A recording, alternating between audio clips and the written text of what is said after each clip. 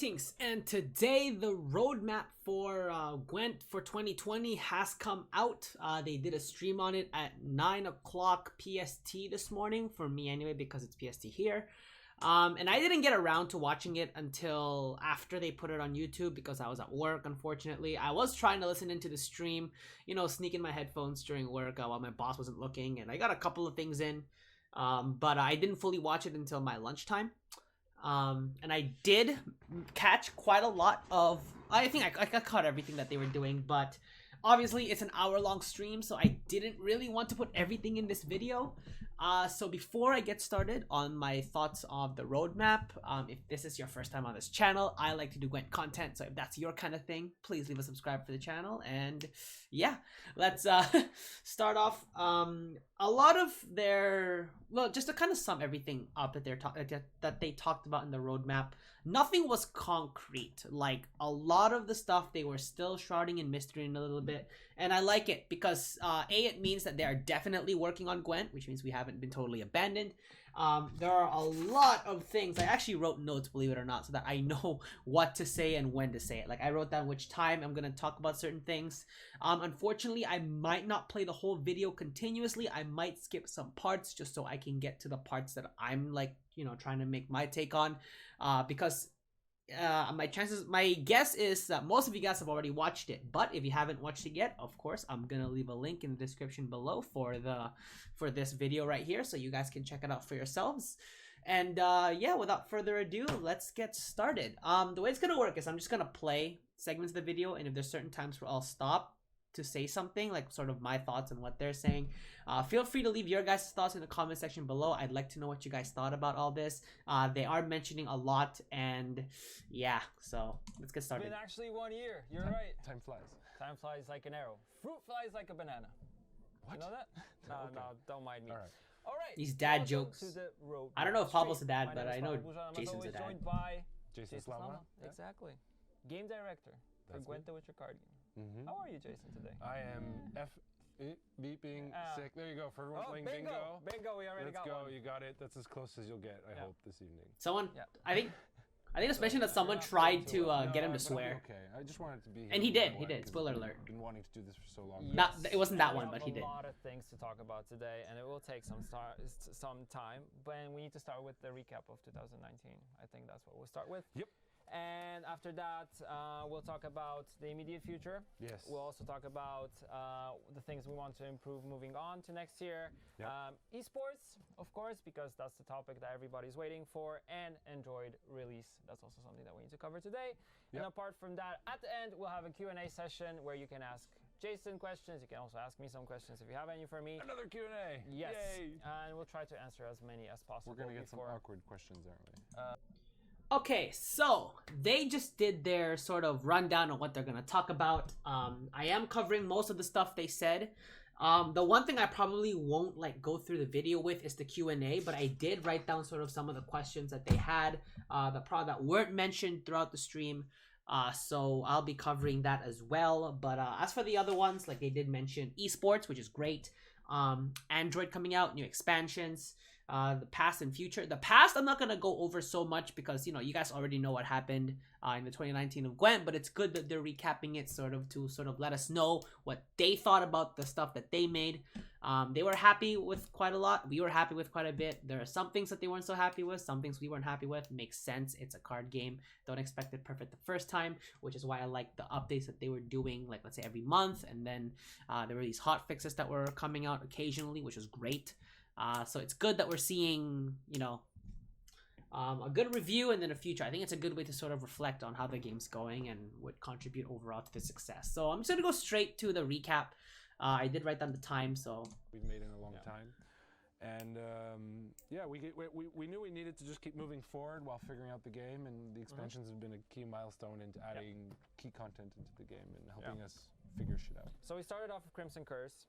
So that was the one that I was very excited for. We brought 5 new leader abilities to the game, new mechanics, and also bleeding, poison, vampires. The whole theme was very cool. I remember the trailer we had with Dettloff. It was something there was some cool leaders coming there, and I think it was originally called Blood and Wine expansion, but I felt weird about having an expansion. I didn't know this. Exactly like the Witcher I didn't know they were gonna expansion, try so and that make was it a Blood tough and one Wine.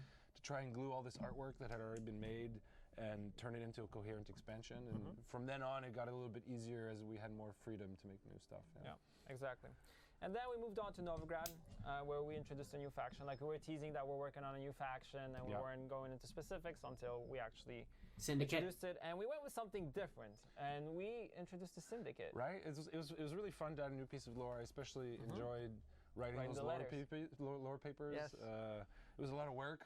Yeah. And I think enough that I don't really feel like personally doing it again anytime soon. So sorry if you guys are looking forward to that. But we do have a writer now full time on our project, helping potentially set up that kind of stuff. Yeah, and with that came 5 new leaders, new mechanics, and then the 6th one was Dijkstra, who came in a little bit later, a month later. Yeah, that was actually planned from the very beginning, like from like 5-6 months before we even launched it, because I wanted to try and stretch an expansion out, or at least pieces of it, over months, just so that it's not like we drop an expansion and then nothing else happens anymore. So that was definitely fun. Fees, bounties, all that stuff. I remember there were some problems with the meta over there, but there still are.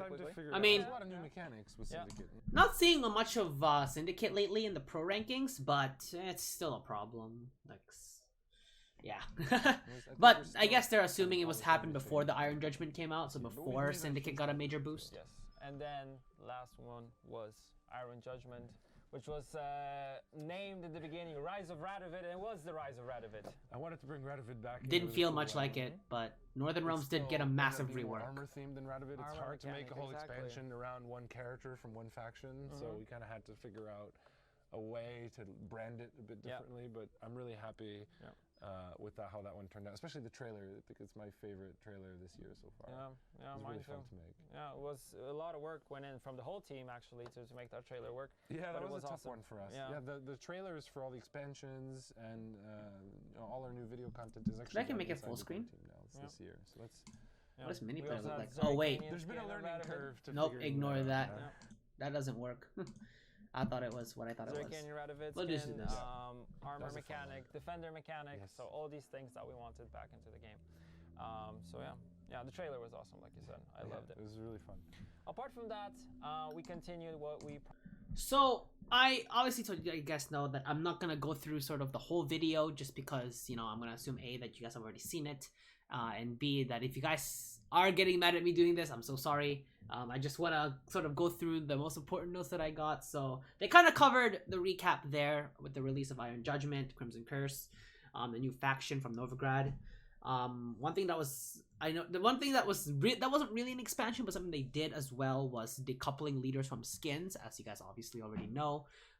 Whether it's a good idea or not, I'm still sort of unsure about that, because it's good, because like you can finally play like leader abilities, like you can do a Ratchet Swarm with like a leader of Emblerith, but at the same time I kind of got this sense of laziness where it's like I personally didn't care who the leader was, I just wanted the ability and like wanted to play. That's just from my perspective, honestly. Like I know probably a lot of you like the fact that they decoupled the leaders with the abilities, but personally it's just the inner laziness in me that's just sort of just was all like whatever with it. But yeah, that was sort of everything. They did also start doing guides for like starting up in Gwent and getting better and stuff. Makes sense considering that they just released it on iOS, which means they invited a lot more people started getting into the game. Like if you guys haven't checked out my streams yet, I have noticed like people were coming into my streams asking me, telling me that I'm new and stuff. And it's crazy because there's actually quite a lot of you that just got into Gwent, and it's amazing. And welcome to the community. I'll be streaming. I'll be streaming right after this video, of course. I mean, this video gets released. I think I'm gonna release it tomorrow, not today, just because I'm pretty limited on time. So yeah, and I would like to prioritize streaming a little bit. So this will probably get released tomorrow. So there probably won't be a video today, even though I want to have a video out today. I just didn't prepare myself well enough. I was just so busy and so distracted with the roadmap. That I just had to listen to it, obviously, and get updated with it. So yeah, that's sort of the recap for 2019. Overall, it was a pretty good year. Yeah, so I'm expecting 2020 to be better, if not just as good as 2019. So let's continue. It's gonna skip over to 820 for the next point that I wrote here in my notes. Again, I'll always leave a link in the description below if you guys want to check out the whole video in its entirety. almost half of our player base actually play those seasonal modes, and they like them. Yeah. With the Draconid one, I remember being the most popular one, the one where you had 8 seconds to play a Yeah, card. I think that was because the turns were really fast. It was a bit easier to grind your resources, but it also kind of showed that people really want Gwent to be faster. Exactly. I know we had a few flaws with it, especially for people using controllers to try and execute their turns within that very short time window. But it allowed us to experiment. It allowed us to do fun things. It allowed us to inject something fresh. And of course, we want to continue this. Like, we want to have more seasonal modes, more crazy ideas, and we actually want to keep tweaking it, improving it. Like maybe our least popular seasonal events will change a bit next year, but I think the themes will stay as they've been because we've kind of established a calendar. But soon the year of the wild boar will end, and we'll start the year of, I'm thinking it's going to be the dire rat. So they just went through the seasonal modes, and unfortunately I can't say so much because I haven't really played much of the seasonal mode. I don't know why, I was just always so focused on playing competitively, like to see what sort of decks were hot in the meta at the moment. Seasonal mode was not something that ever crossed my mind. I didn't even start thinking of it until just now with the season of Mahakam. But I think seasonal mode is something that I really should take a closer look at because it's kind of similar to the Battle Tavern from Hearthstone, where it's pretty themed. Well, Hearthstone's themed is more deck oriented, while this one is more mechanic oriented. Like as we see, if some of you guys did play these seasonal modes, there were versions, as I believe this one was, that every card that you played had resilience, and from before, and there was one that they mentioned before where you only had 8 seconds to come up with a card. So those were some pretty crazy ideas. I always thought pretty highly of it. It's just that I just wanted to focus more on the competitive side of things. So they were doing, they were testing the pace of the game, changing it a little bit, so that obviously got it to be a little bit more fast-paced. Obviously, certain mechanics were favored over the other, like for example with the resilient ones, you probably either wanted to have tall units staying in or control units. So for example, like damage engines and stuff, so you can sort of decrease the value of your opponent going into the second round. So that's sort of my take on the seasonal mode. Maybe I'll do a couple videos considering decks. For deck guides that could do well in seasonal, simply because for a fact I love filling up the reward tree, and I can never touch the seasonal reward tree because I don't play seasonal modes. So I think I'm gonna start doing that come 2020. So yeah, we'll see. That's the take on seasonal mode. We'll move on to the next one.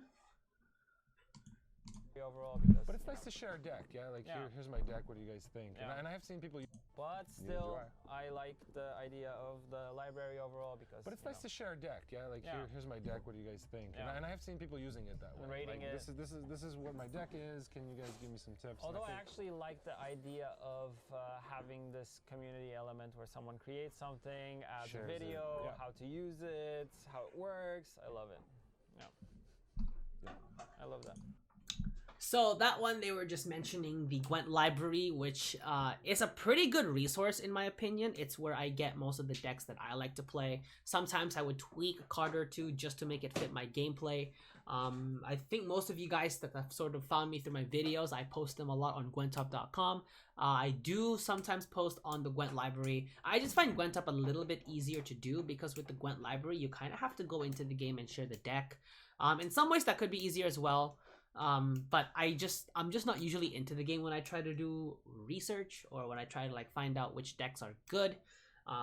And it's kind of tough that way, but I think I might put a little bit more effort in that, just so I can sort of show it into a more broader audience, because I know that, this game is European, so I say Polish, so it's like, it's not made here, of course, so it has a bit of a broader audience. Well, it's reaching out to Europe too, of course.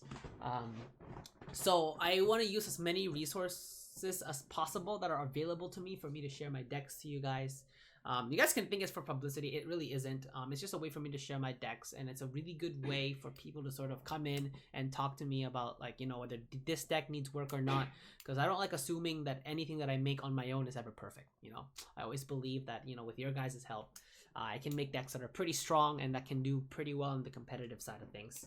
Especially now that I'm in the pro rank, I'm gonna have to, take that a bit more seriously now. So, yeah. This video actually being an hour long, I might do 2 parts of it. I feel like one part might be a bit too short.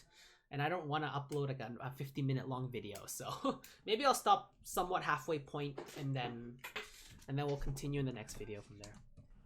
And then Gwent Observer. Yes. Which needs to be mentioned here because that one made me really excited. So I think we'll probably Twitch. also polish and add a few quality of life improvements to it next year.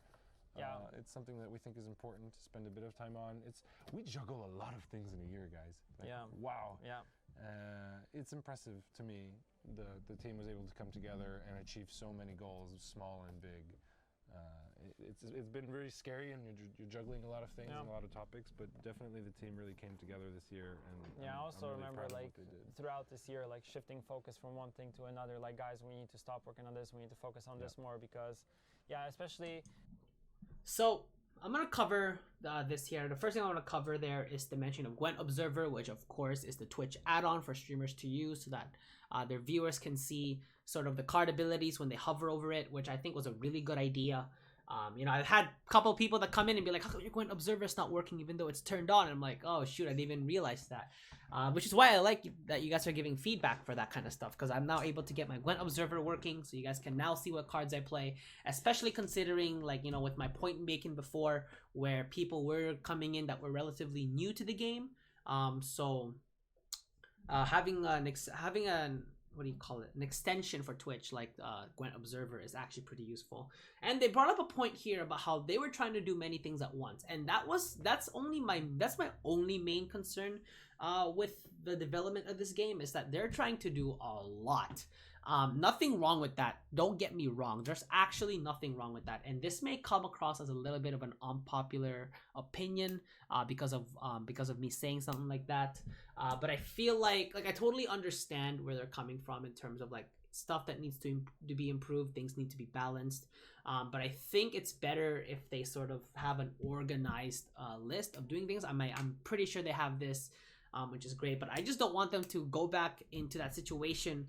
I believe this was back in 2017, I think, where they had to completely spend 6 months away from the game just so they can finally get their thoughts together and come out with Homecoming, which is a pretty good game. Of course, not pretty good game, pretty good rework, I should say. So they completely changed the whole game to the current meta, to the current version. Because I've been here since the closed beta days, where absolutely, I don't see any difference. Only it's a lot more low scoring. It's a bit darker in theme.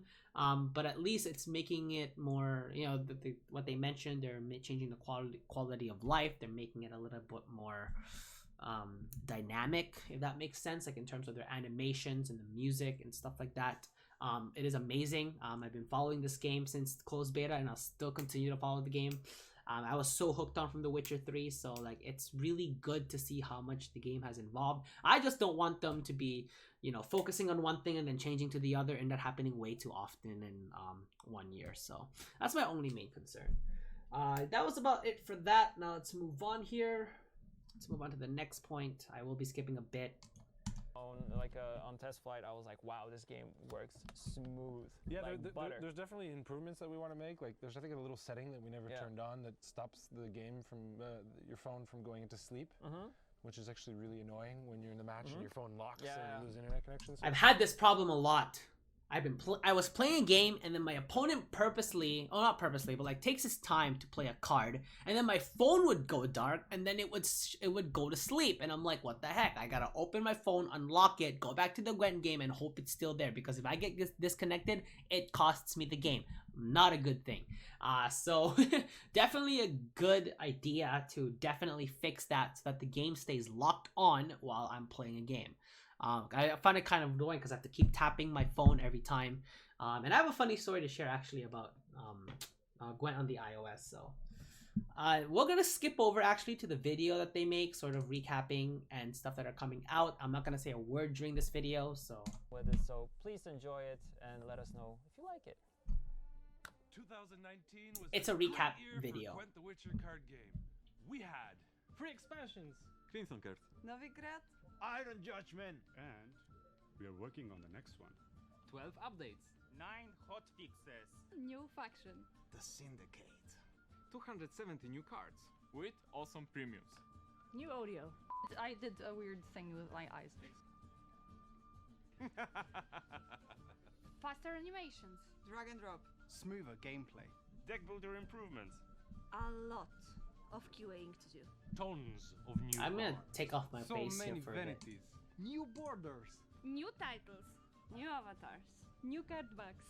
And game boards. Fantastic 3D models. Leader skins. With your favorite Zerikanian Radovid. Factions. Oh. iOS launch. Holy iOS launch. Fantastic events. Gwent Open number 8 and Challenger number 5. Seasonal mode. Seasonal trees. New contracts. Thousands of tickets resolved. A lot of front-end development.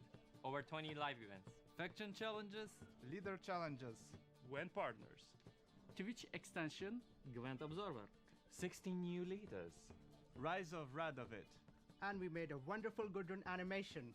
The Shoot Challenge.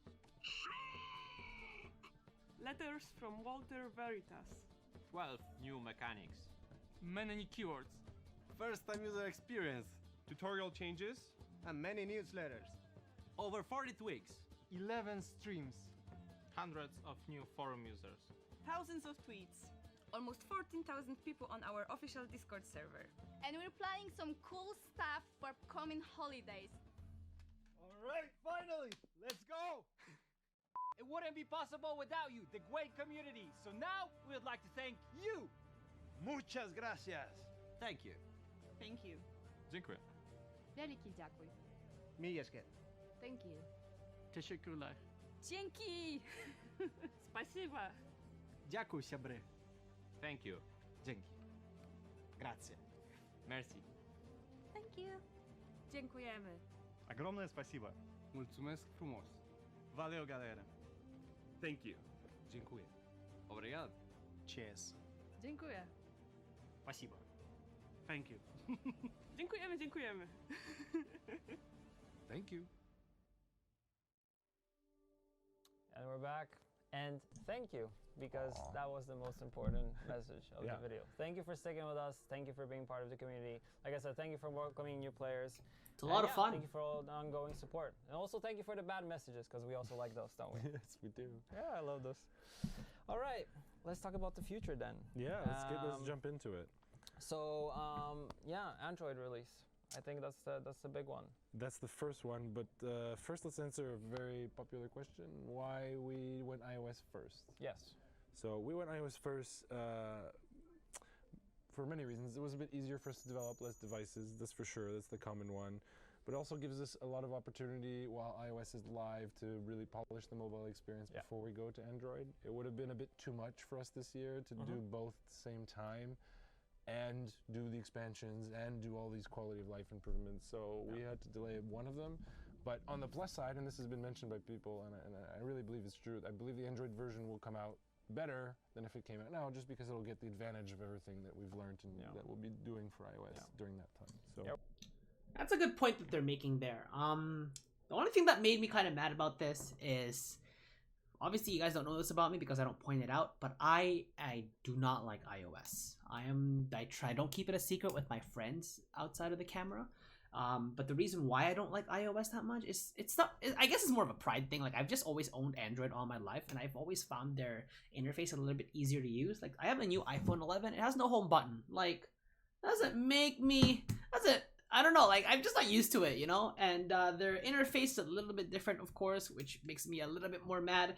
And I don't like how the buttons are placed, where I'm constantly screenshotting for a reason. I'm not hitting an Apple or anything. Like, I love their product. This phone is super good to me, and I've been playing Gwent on it a lot. But yeah, the only reason why I got the iOS is because Gwent came out on iOS first, and I had to have the game, so I had to swallow my pride and grab an Apple. An iPhone 11, even though the Google Pixel 4 was coming out. But it's good that the Android version is coming out. I believe they mentioned a little bit further, but I'm just going to let you guys know. Q1 of 2020, so before the end of March, I believe, is when the Android version should come out of it. And it's a good thing that they mentioned this, because, like, better than it coming out, of course, when the iOS came out, because otherwise they would have had double the problems than what they did with the Apple with the iOS release. Obviously, I don't know if they were having problems or not, but I can just imagine the kind of work it would put in to sort of manage it on two different platforms, because iOS and Android, not the same platform, quite a bit different in terms of, you know, trying to get the game integrated into their phones, of course. Again, I'm not a phone expert. I'm not claiming to be. Don't at me on that. But it's just a take that I think it's almost like having games on Xbox, PS4. Like, you kind of have to sort of make it where it is compatible for the devices. So it makes sense. And they did mention that this is their first. This is CD Projekt Red's apparently first attempt at a mobile game, and I'm pretty happy with sort of the results so far, considering it is their first time. Other than the phone closing, you know, that's obviously something that they probably didn't think of at the time.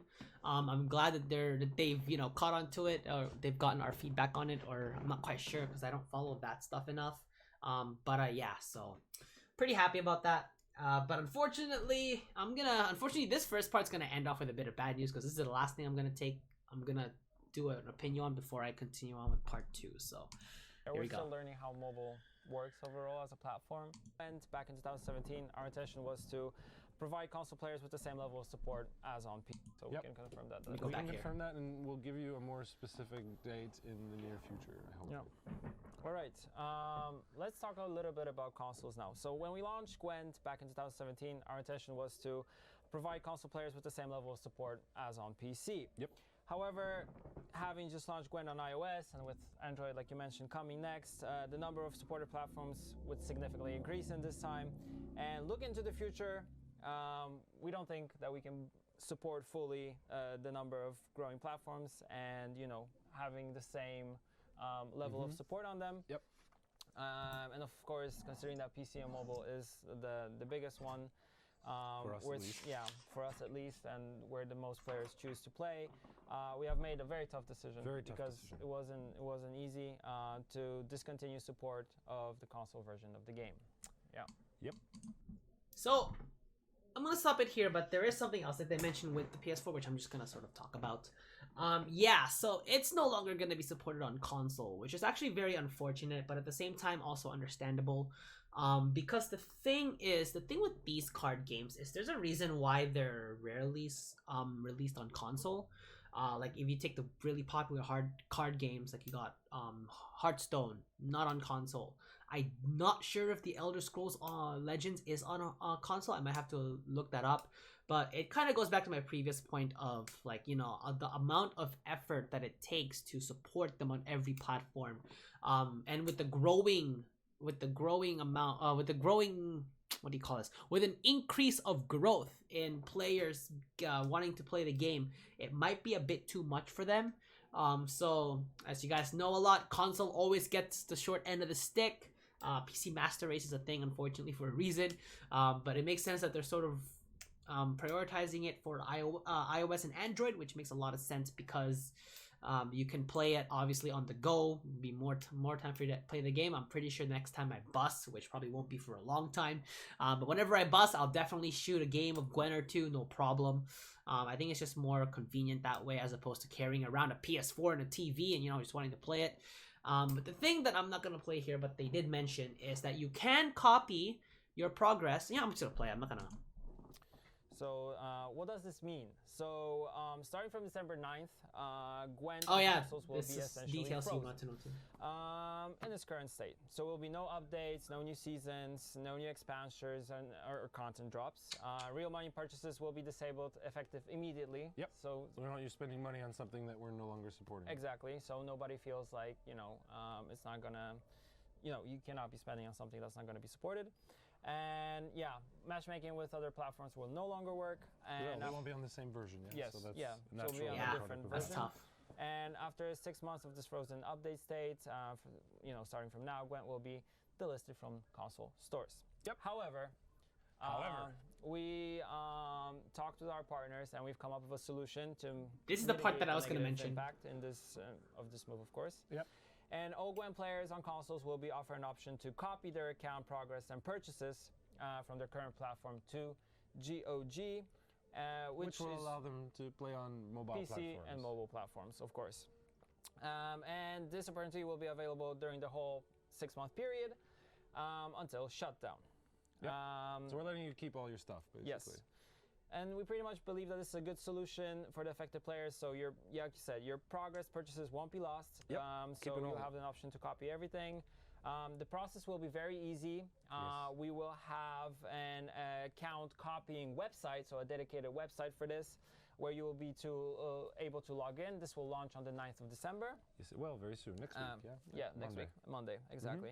And you will need to provide your support ID, username, of your existing console account, and login information of the GOG account. A clone, a copy of everything. Yes. So you'll still have your stuff on consoles during the 6-month period, but the clone can only happen once. Yeah. So. Also, since you are watching this, you will see the news regarding this with the whole letter from us stating how the whole process will look up on our website. So go to playgwent.com news section. You have all the information there.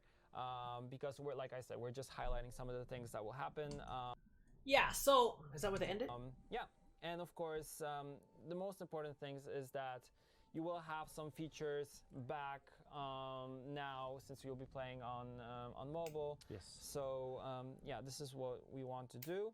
Some things that you've never been able to do on consoles will now, your account, after being cloned, will have access to, all these extensions that we've been talking about. But apart from that, for the 6-month period from today, Gwent on consoles will be operational, so you can keep playing, but please remember that you will be playing only in a smaller group. But like I said... Yeah, if anyone at all. So, I did read that letter, and I will leave that letter again in the description below. I'm going to give you guys as many resources as possible so you guys can check it out for yourselves. But essentially, yeah, so just to recap what they're saying, I believe in 6 months, it'll no longer be in the stores for console. You do have that opportunity, and this is what I like about what they're doing is you have the ability to sort of copy your progress into mobile. But what they don't mention here, but it is mentioned in the letter, is that if you have the PS4 version of the game, you're not getting the meteorite powder transfer, so you have to use it to transform your regular cards into premium cards. So you might want to do that before you transfer if you're playing on PS4. The GOG account has to have no progress, so you can't start collecting cards with it using ore or whatever. If you want it to be progress, it has to be a completely clean account before you even get Gwent going. You can install it, of course, but you can't start anything on it, and then you can do the whole process in which you can transfer the website. You can transfer the account through that dedicated website to doing that, and I really like that they're doing this so that they make sure that whatever progress you had in console for the past 2 years, not wasted at all, and I really like this from them. Personally, I'm gonna do it myself. I do have a PS4 account that I did spend a little bit of money on, and I've always been talking about getting a second account for, playing those decks that are not so much in the pro rank, but more featured in the lower end, where you can be a bit more creative with your decks. Whereas if you start going to ranks 10 to 1, you might want to start playing more meta decks, because the plays are going to get more predictable.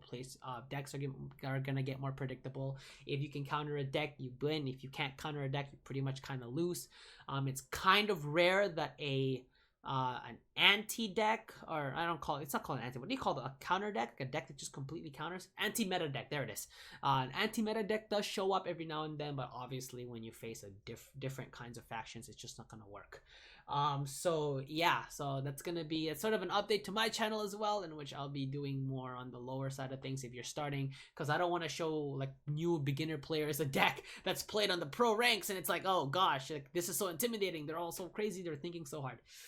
So yeah, I'm gonna do that as well. So this is gonna be the part 1 of my my reaction video for the roadmap update.